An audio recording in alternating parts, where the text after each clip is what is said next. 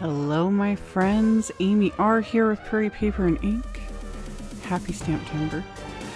If you missed my Stamptember release and review, I will have a link to that at the end of this video. I of course had to use the CZ Design Witch Please stamp set. Love it. Love. So my first thought was, gotta do another spooky sky background. I was like, this set's too perfect for it. And this is also one of my favorite techniques. If you've missed other videos I've done using this technique, this is inspired by Stacy Hutchison, who designs for Tim Holtz. She came up with this technique a few years ago, and I'll have a link to it down below and on my blog. And yeah, I've done several Halloween videos over the years. Love it. So I'm using the Tim Holtz moon masks for this. These came out last year, also inspired by this technique. Basically, all you need is a circle mask, which is what I used to use before these moon masks came out. So I have a circle mask, and I have it over some distress watercolor paper. And I'm using a variety of sprays. I used black soot distress spray, crushed olive distress spray, and then, of course, some Halloween mica stains in Wicked Elixir, Fortune Teller, and a little bit of Decayed. I went a little lighter with the black soot distress spray. I didn't want too much black on this background because I want my silhouette image to show up. So I added, sprays and water, and then you remove the mask and you add more water. And because all these distress products are very water reactive, they move, and that's what creates that spooky moon look. And it's always going to be different no matter what. You can use the same colors every time. I've done other videos. I just did one, or was it earlier this week? It was just a few days ago. 2 backgrounds, the exact same color, sprays, everything, but they still turn out completely different, which is so much fun. Highly recommend. It's fun to play with. So because I'm using the mica stains with this again, this background is also super shimmery, which love. So I was playing. I'm spraying, I'm adding water splatters, I'm drying it, I'm, pulling up the water splatters with a bit of paper towel so you get that effect as well. So there's just so much like texture and splotchiness and shimmer, and I love it. It's so fun. So I also used the Harvest Moon Distress Mica Stain. With all of the mica stains, you need to shake them up very, very well. As you're using them, before you use them, all the things, because the shimmer, like the mica in them, will settle, and you don't want it clogging up the nozzles. So with the Harvest Moon mica stain, I mixed up, and then I just took the nozzle right out of the bottle, and I used that to add just a splatter, kind of the idea of stars. In the end, it probably, with this combo and with everything I add to it, it's irrelevant, but it's splatter. Y'all know. I love it. So after I've got my background, where I want it, and it's dry, I did use the Coordinating Moon stencil just to give it a little bit extra. The way the sprays were moved this time, it kind of is almost irrelevant, but still, you can still see a bit of the pattern. So I blended pumice stone and a bit of antique linen distress oxide inks over that with my little Simon blender brushes.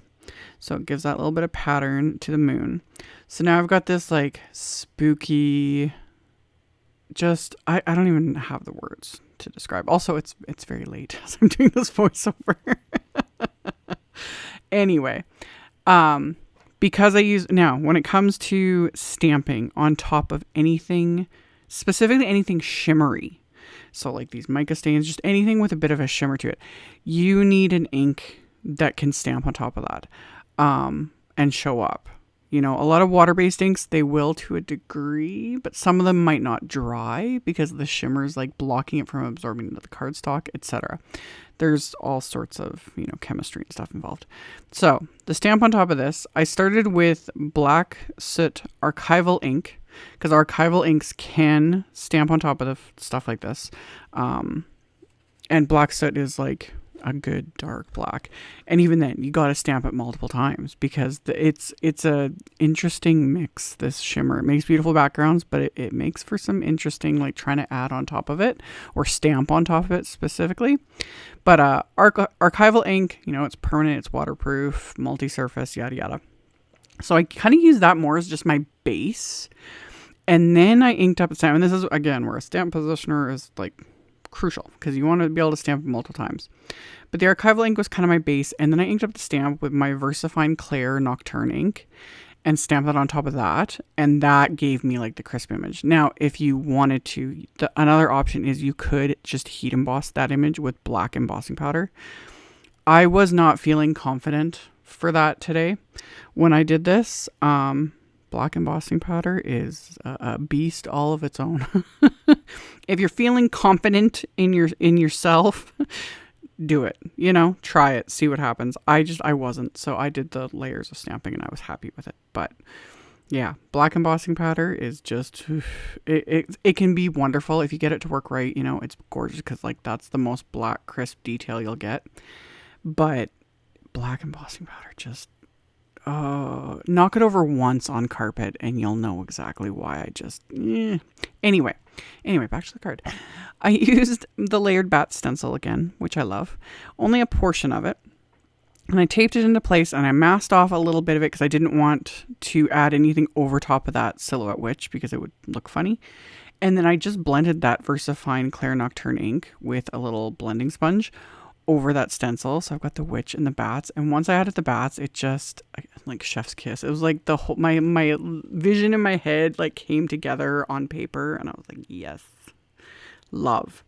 So then I die cut layers of this is like some plum colored cardstock from my stash using the Witch Please wafer die set from CZ Design. I love it.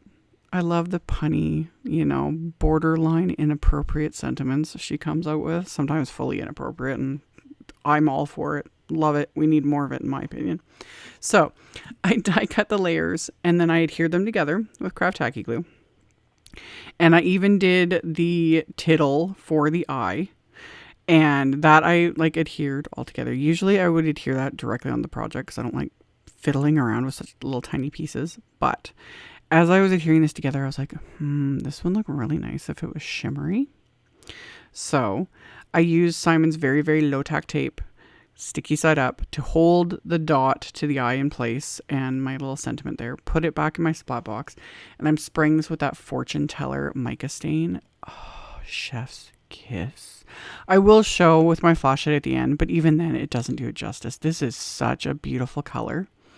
And the shimmer in it is also like, it's like a purple shimmer.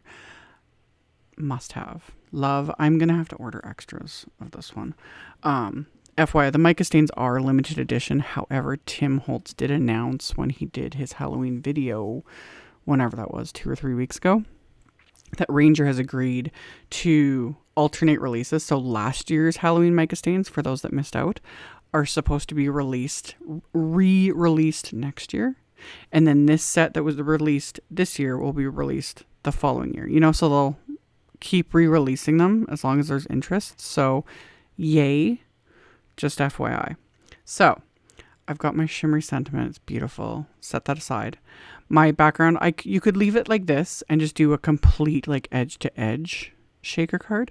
But I like having a border around my cards. I just, you know, you watch Kathy Zielski's videos and her like clean and simple cards and the borders, and, you know, it just makes sense. And I love the look of it. And then I just get obsessed with it. And that's what I've been doing.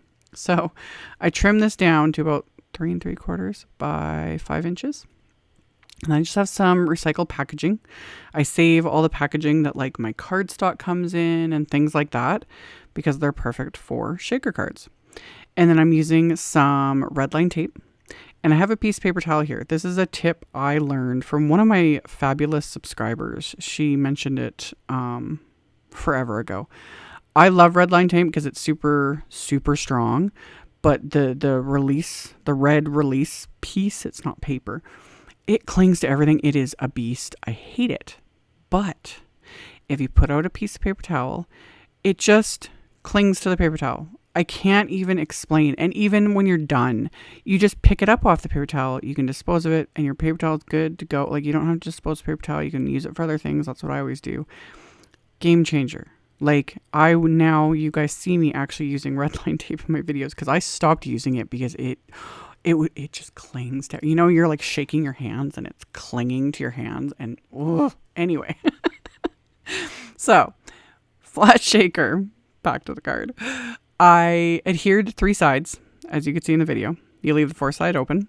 I went through my sequin mixes and pulled out some greens from one mix, some purple from another, and then I added some Oh My Stars star-shaped bling from Trinity Stamps and stuck that into my shaker pocket here.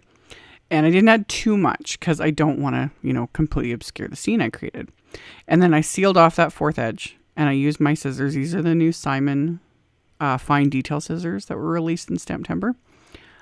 Loving them. They cut through adhesive like a dream.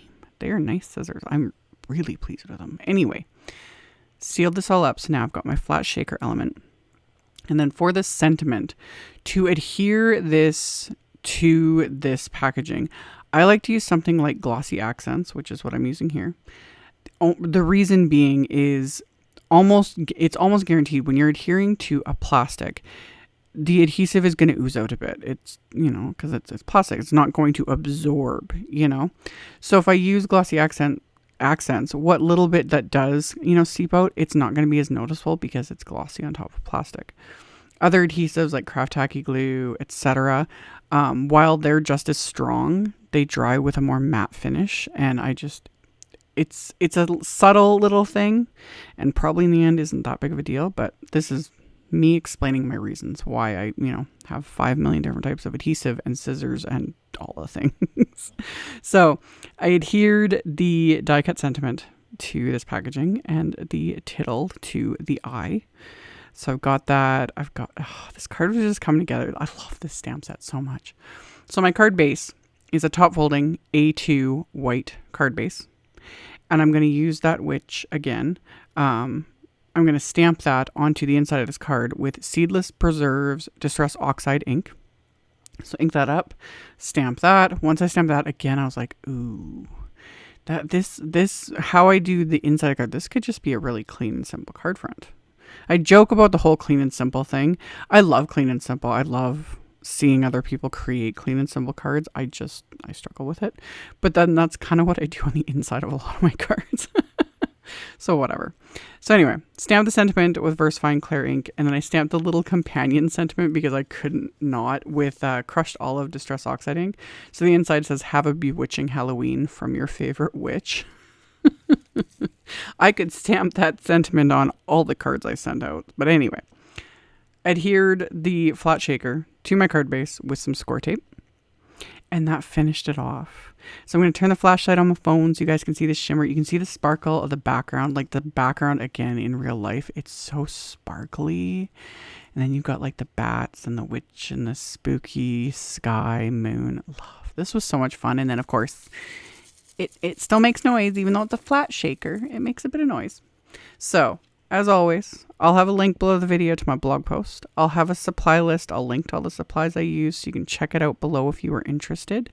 And again, thank you all so much for subscribing, for thumbs upping and commenting, especially when you thumbs up and comment, it really does help so much. And I very much appreciate it. So thank you and stay tuned. I will be back with plenty of more videos very, very soon.